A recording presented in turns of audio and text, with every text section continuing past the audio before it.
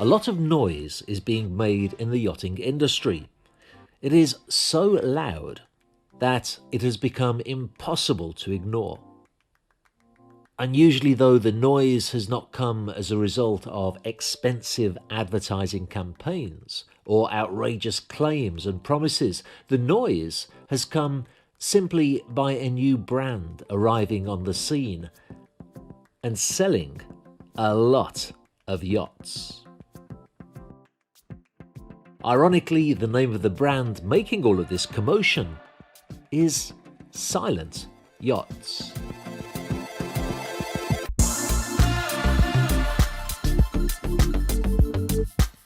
Silent Yachts were certainly too loud for me to ignore. Even before I published a video about them, viewers were writing to me to ask for information about the company. And then when I did mention them in a video, the comment section below was full of questions from viewers who wanted to know more. Now, this level of interest is easy to understand. Silent Yachts are pioneering the use of solar energy to power luxury catamarans, and the yacht buying public love what they are doing. At the Cannes Yacht Show this year, I took the opportunity to meet Michael Kohler, the co-founder of the company, and get a few more details about the concept behind the company. If you haven't seen that interview yet, there'll be a link to it at the end of this video. During the conversation, we spoke about the fact that he would be building their largest ever model, the Silent 80, in Ancona, Italy. And we agreed that this could be a wonderful opportunity to document the construction of this yacht through my YouTube channel.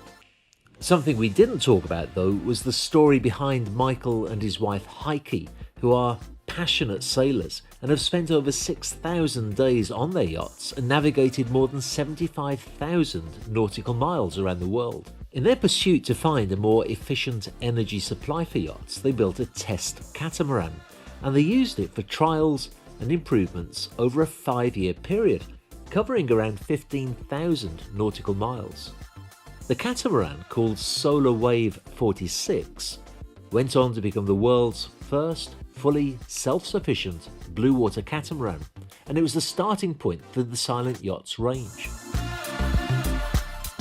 And so that brings me to here, in Italy's wonderful and picturesque region of Le Marche, where we pick up the story in an area called Marotta Mondolfo. To be fair, this is not the most picturesque part of Le Marche, because along with the region's beautiful rolling landscapes and incredible cuisine, of course there are industrial areas too, and the yacht building industry is a big contributor to the economy of the region. This company, for example, builds large composite components such as hulls and superstructures for many of Italy's top yacht builders, so they were a great choice to make the main composite components for the first Silent 80. On my first visit to the shipyard, I met Cristiano Mariani, who's the general manager for the project, and he showed me one half of the deck mould for the yacht. Now, as you can imagine, a mould that is almost 36 feet wide is pretty difficult to transport by road, so it's split into 2 pieces. And here I could see the process of the various layers of fiberglass and resin being laid onto the mould and left to harden in a vacuum bag, so that absolutely no air voids will be present in the finished piece. This is a tried and tested technique that was pioneered by the Pershing shipyard, also from Marotta Mondolfo. And you can be sure that hulls that are strong enough for high-powered and high-performance yachts like Pershing's should certainly be a good fit for the rather more peaceful use that a solar-powered catamaran is likely to get. And while the decks are already in an advanced stage of production, Cristiano showed me the hulls that have already been removed from their moulds and are ready to be joined. You can see the points at which the 2 pieces will be bolted together, but of course, on top of that, several layers of composite material will be added so that the 2 separate units become inseparably married together. The engineers who draw up the hull layup program aim to make the point that where the 2 pieces are joined together, will be the strongest part of the yacht, rather than the weakest for obvious reasons. And the hulls will need to bear quite some weight too. The plan is for the port hull to contain the yacht's tender, while the starboard hull will have enough space for jet skis if the owner so desires. Further forward there will be guest accommodation, and there's a variety of layouts available that we'll look at in future videos. For now though, let's move just a few miles south from Marotta Moldolfo to the coastal city of Ancona, where many of Italy's most impressive and successful yacht builders can be found.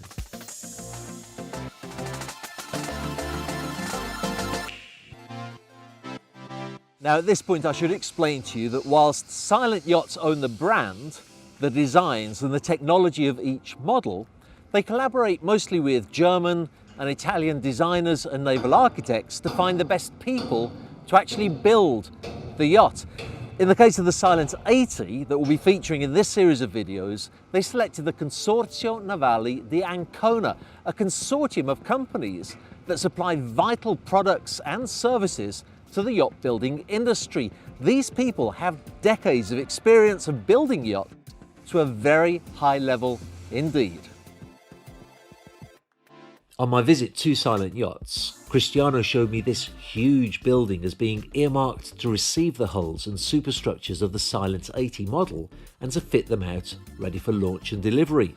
The building was very familiar to me since years ago, during my time working at the CRN shipyard, we used this same factory to build the mould of the custom line Navetta 43 metre. Now, a large portion of this same area shall be dedicated to building the Silent 80 range of catamarans. Cristiano was telling me that there's still a lot of work to be done here. Those doors, for example, need to be widened so that an 80-foot catamaran can pass through them. It seems to me to be a very safe investment though. Already Silent Yachts have sold the first 4 units of that 80-foot model, and they've committed to building the first 5. If I sound amazed by that, it's because I really am. So many yacht builders think up beautiful yachts, go ahead and build them, and then struggle to get them sold in spite of the fact that the yacht itself is very well built. Here though is a brand that nobody had heard of not long ago, but that's announcing sale after sale after sale in spite of the fact that they don't have an eye-watering marketing budget. The reason for this, in my opinion, is that Michael and Heikki Kohler didn't go about trying to create a niche in the market that they believed existed, driven by a desire for commercial success.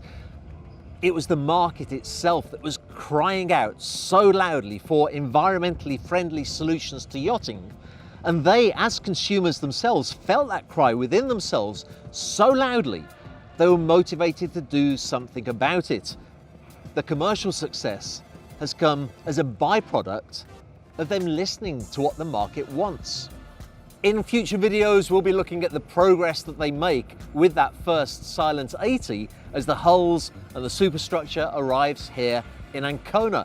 But we'll also be taking a closer look at how Silent Yachts harness that solar energy to power an 80-foot luxury catamaran, so that, as they say in their promotional material, the only footprints that the owner leaves are in the sand.